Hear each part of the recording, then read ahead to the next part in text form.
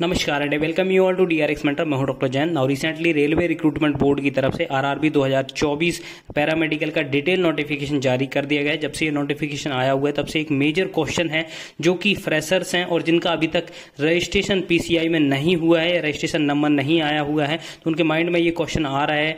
और कमेंट में भी देखेंगे तो आप तो ये कमेंट में रिफ्लेक्ट होता है कि उनकी डेस्परेशन है कि पीसीआई विदाउट पीसीआई रजिस्ट्रेशन के फॉर्म फिलअप कैसे करें। यदि उन्हें फॉर्म फिलअप कर दिया तो क्या उनको डॉक्यूमेंट वेरिफिकेशन के स्टेज में रोक दिया जाएगा या फिर उनको फॉर्म फिलअप नहीं करना चाहिए। तो कंप्लीट डिस्कस करेंगे इस वीडियो में। मैं अपना एक्सपीरियंस भी बताऊंगा क्योंकि मैं ऑलरेडी सीजीएचएस फार्मासिस्ट के डॉक्यूमेंट वेरिफिकेशन में पार्टिसिपेट कर चुका हूं। तो मैं आपको बताऊंगा कि कैसे डॉक्यूमेंट वेरिफिकेशन होता है, क्या सर्टिफिकेट को मिलाया जाता है डेट ऑफ एडवर्टाइजमेंट से, तब आपको अप्रूव किया जाता है। तो सभी को इस वीडियो में डिटेल में डिस्कस करेंगे और आपका जो डाउट है वो बहुत हद तक क्लियर भी हो जाएगा कि आपको फॉर्म फिलअप करना है कि नहीं करना है। तो चलिए स्टार्ट करते हैं।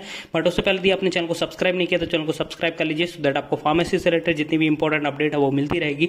और एडिशनली आप हमारे चैनल को भी ज्वाइन कर सकते हैं जहां पर मात्र 29 रुपीज में आपको मिलेंगे प्रीवियस ईयर के फार्मासिस्ट के क्वेश्चन पेपर रेलवे के, जो कि बहुत ज्यादा इंपॉर्टेंट होते हैं। आपको भी पता है कि क्वेश्चन पेपर को अटेम्प्ट करने से एक आइडिया भी लग जाता है कि कहां से कितना पोर्शन किस सब्जेक्ट से आ रहा है। और उन क्वेश्चन को अटेम्प्ट करने का एक और बेनिफिट होता है कि यदि कई बार क्या होते हैं क्वेश्चन रिपीट हो जाते हैं, तो यदि आपने वो क्वेश्चन अटेम्प्ट किए हुए हैं तो आपका स्कोर इंप्रूव होता है और सिलेक्शन होने के चांसेस भी हो जाते हैं। एडिशनली आप हमारे कम्युनिटी सेक्शन को भी विजिट कर सकते हैं। यदि आपको रेलवे की फार्मासिस्ट की सीरियसली प्रिपरेशन करना है तो यहां पर अपलोडेड है मोर देन 500 एमसीक्यूज, जो कि बहुत ज्यादा इंपॉर्टेंट है रेलवे फार्मासिस्ट एग्जाम के पॉइंट ऑफ व्यू से। उनको आप अटेम्प्ट कर सकते हैं और अपनी प्रिपरेशन को भी एनालाइज कर सकते हैं। तो चलिए स्टार्ट करते हैं। ये देखिए नोटिफिकेशन मैंने ओपन किया हुआ है रेलवे रिक्रूटमेंट बोर्ड की तरफ से, ठीक है। ये जारी कर दिया गया था। उसके फॉर्म फिलअप होना स्टार्ट 17/8/2024 को हो जाएगा। यहां पर लगभग 246 पोस्ट पर फार्मासिस्ट की वैकेंसी आई हुई है। अब देखिए यहां पर आप दो कंडीशन है जिनमें कि फॉर्म फिलअप नहीं कर पाएंगे। तो सबसे पहले मैं आपको एलिजिबिलिटी बता देता हूं, क्योंकि यदि वो एलिजिबिलिटी मैंने आपको नहीं बताई तो उससे क्या होगा कि आपको थोड़ा सा कंफ्यूजन रहेगा। तो यहां पर एलिजिबिलिटी देख लीजिए कि एसेंशियल क्वालिफिकेशन क्या मांगा गया है। तो यहां पर आप देखेंगे 11th पोजीशन पे है रेलवे फार्मासिस्ट एंट्री ग्रेड। यहां पर यदि हम एसेंशियल क्वालिफिकेशन की बात करें तो 10+2 इन साइंस और equivalent with diploma in pharmacy from recognised institution and registered as a pharmacist under the pharmacy act 1948। मतलब आपके पास 12th होनी चाहिए, डिप्लोमा इन फार्मेसी होनी चाहिए और रजिस्टर्ड एज अ फार्मासिस्ट होना चाहिए पीसीआई एक्ट के अकॉर्डिंग। सेकंड जो बी फॉर्म वाले हैं वो डायरेक्टली बी फॉर्म प्लस उनके पास रजिस्ट्रेशन होना चाहिए। यहां पे कोई भी एक्सपीरियंस नहीं मांगा गया है। तो देखिए आइडियली तो इसमें लिखा हुआ है कि आपके पास जब आप अप्लाई करेंगे तो अब यहां पर एक आप नोट पढ़ सकते हैं। यहां पर एक नोट दिया हुआ है इंपॉर्टेंट में, आप यहां पे देखेंगे candidate must ensure that they possess fulfil the prescribed education technical professional qualification for the post or on before the closing date of submitting application against CEN। तो देखिए यहां पर क्लियरली मेंशन है कि जिस दिन इसकी लास्ट डेट होगी उससे पहले आपके पास आपकी जो भी रिक्वायरमेंट है, मैंने आपको बताया था डिप्लोमा और पीसीआई रजिस्ट्रेशन या डिग्री या पीसीआई रजिस्ट्रेशन, तो दोनों ही आपके पास होना चाहिए। तो आइडियली तभी आप एलिजिबल होंगे।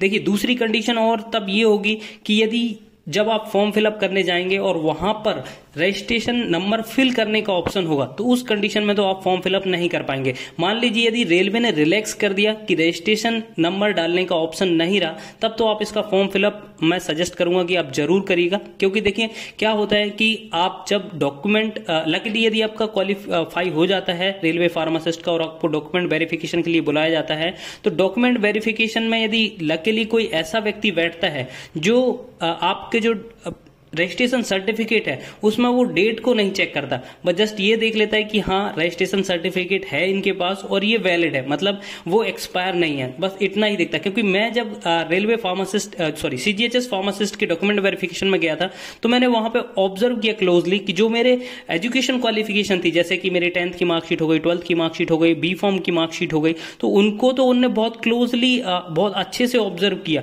बट जब रजिस्ट्रेशन की जो भी सर्टिफिकेट मैंने उनको शो किए थे तो वो सर्टिफिकेट जस्ट उन्होंने ऐसा ही ऑब्जर्व किया था, उनको मतलब क्लोजली नहीं ऑब्जर्व किया कि उन्होंने सर्टिफिकेट देखा हो फिर साथ में एडवर्टाइजमेंट देखा हो कि एडवर्टाइजमेंट डेट कब होती है, लास्ट डेट कब थी और इनका रजिस्ट्रेशन कब का है। तो ऐसा कोई उन्होंने मैच नहीं किया। तो यदि हो सकता है शायद, बट मेरा रजिस्ट्रेशन डेट था, मैंने पहले ही रजिस्ट्रेशन करवा के रख लिया था।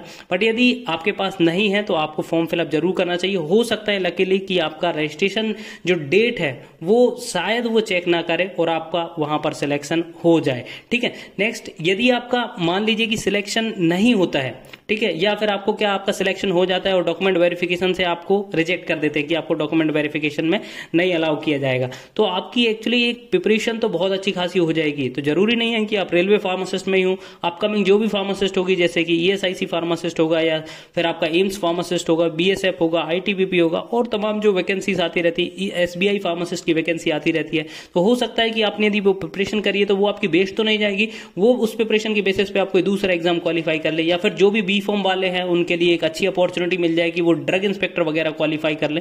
तो आपको फॉर्म फिलअप जरूर करना चाहिए। यदि वहां पर रजिस्ट्रेशन नंबर नहीं है तो रजिस्ट्रेशन नंबर का यदि कॉलम होगा तब तो आप फॉर्म फिलअप नहीं कर पाएंगे, यदि नहीं है तो जरूर से फॉर्म फिलअप करना चाहिए और सीरियसली प्रिपेयर करना चाहिए। सीरियसली प्रिपेयर करेंगे तो आपके लिए बहुत ज्यादा बेनिफिट होगा। देखिए, ऐसा कभी भी नहीं होता है कि आपने सीरियसली भी प्रिपेयर किया है और आपको जो आप चाहते हैं उसमें ही आपका सिलेक्शन हो जाए। कई बार होता है कि आपका दूसरे कोई फार्मासिस्ट में हो जाए, जैसे मैं खुद रेलवे फार्मासिस्ट के लिए प्रिपेयर कर रहा था, बट उस टाइम पे मेरा CGHS फार्मासिस्ट में सिलेक्शन हो गया, ठीक है। कई ऐसे मेरे फ्रेंड थे जो फार्मासिस्ट के लिए प्रिपेयर कर रहे थे लेकिन उनका ड्रग इंस्पेक्टर में सिलेक्शन हो गया। तो ऐसा बहुत बार होता है, लक आपको नहीं पता है, आपको फ्यूचर नहीं पता है, बट आप प्रिपरेशन कर सकते हैं और प्रिपरेशन जरूर करिएगा और इसका फॉर्म फिलअप जरूर करिएगा। आई होप ये इन्फॉर्मेशन आपको इन्फॉर्मेटिव लगा होगा और आपको थोड़ा सा डाउट भी क्लियर हुआ होगा, तो आप जरूर इसका फॉर्म फिलअप करिएगा।